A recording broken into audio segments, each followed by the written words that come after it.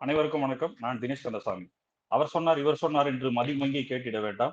எவர் சொல்ற சொல்லாயினும் உன் பகுத்தறிவால் சிந்தித்து செயல்படு. இன்றைய நாள் ஆகஸ்ட் 4 2026. அண்ணன் உதயநிதி அவர்கள் கைது. நீங்க நல்லா இன்னும் கொஞ்சம் யோசிச்சு பாருங்க. ஜனவரி 30 1976 தலைவர் அவர்கள் கைது. ஜூன் 30 2001 தலைவர் கலைஞர் அவர்கள் கைது. இது என்னைக்குமே வரலாறாக மாறப்பட்டிருக்கு. இன்னைக்கு வரலாறு மாறுது. எங்கள் இளம் தலைவர் அவர்களை கைது. இதையே பிஜேபியை சார்ந்த நைனா நாகேந்திரன் திரிஷாவை ஒப்பிட்டு பேசும்போது ஆவாத கைது.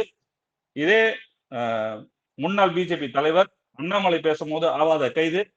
இதே ஏடிஎம்கே சார்ந்த சி.வி. கணேசன் பேசும்போது ஆவாத கைது. முன்னாள் உங்க கட்சியில் இணைந்த விஜயபாஸ்கர் ஆவாத கைது. எதுவுமே பேசாத, அந்த வார்த்தையே சொல்லாத இன்று எங்க இளம் தலைவர்களோடு கைது. இது இளைஞர்கள் எல்லாருமே சாதாரணமா விட்டு பணிஞ்சு போயிடுவோம்னு மட்டும் நினைக்காதீங்க. தொடர்ச்சியா பேசாம மட்டும் விட்டு போயிடுவோம்னு நினைக்காதீங்க. நீங்க வரலாறு ஒரு விஷயம் எப்பயுமே திரும்ப திரும்ப நம்ம சொல்றது என்னன்னா, இன்னைக்கு இருக்கிற எல்லா இளம் தலைமுறைகளுக்கு எல்லாம் திரும்ப ஒண்ணு சொல்றேன். எல்லாருக்கும் ஹிஸ்டரி இருந்தா மட்டும் தான் பேச முடியும். வரலாறு இல்லாதவன் பேச முடியாது. நீங்க எல்லாருமே பூமர்ஸ்ன்னு சொல்லக்கூடாது. இது தொடர்ச்சியான வார்த்தைகளை நீங்க திரும்ப திரும்ப சோசியல் மீடியால பயன்படுத்தினால மட்டும் இது வராது. கழக தோழர்கள் எல்லாருக்கும் ஒன்னே ஒன்று இது வழியா சொல்லிக்கிறேன். ஆர்ஜே சாரன், அப்புறம் அன்பானந்தம், அப்புறம் தூத்துக்குடி ராதாகிருஷ்ணன், அப்புறம் மார்க்கண்டேயன் அண்ணன், இவர்கள் எல்லார் கைதியுமே அண்ணன் உதயநிதி அவர்கள் எல்லாருமே பத்திரமா பார்த்துக்கிட்டாரு. இனி அண்ணன் உதயநிதி அவர்களை கைது செய்யும் போது அங்கங்க போராட்டங்கள் வெடிக்கிறன. ஆனால் ஒரு கண்டிஷன் நான் என்னோட கருத்தா ஒண்ணு சொல்லி பதிவிட்டுக்கிறேன். சாதாரண கைதியா மட்டும் இது இருந்துடவே கூடாது. எந்த காலத்திலும் இது சாதாரண கைதியா இருந்துடக்கூடாது.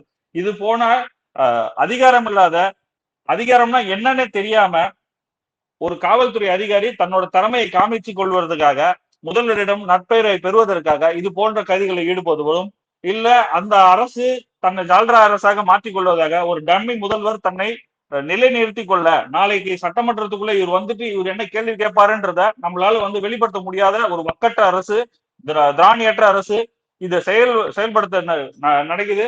இதை நம்ம வன்மையா கண்டிக்கிறோம். இனி வரும் காலங்கள்ல தொடர்ச்சியா பேசிக்கொண்டே இருப்போம். மரியாதை இல்லாம இல்ல, என்றும் மரியாதையுடன் உங்களோட எப்படி எப்படி சொல்றது, வார்த்தைகளை நம்ம சில நேரத்துல ரொம்ப கவனமா பயன்படுத்தக்கூடியதுக்காக தான் ஒரு இடத்துல நிறுத்தி நிறுத்தி பேசுறேன். நீங்க பேசுற மாதிரி டாஷிங் பேசல. நான் உங்க ஒரு வார்த்தையை நிறுத்தி பேசுறேன். மிக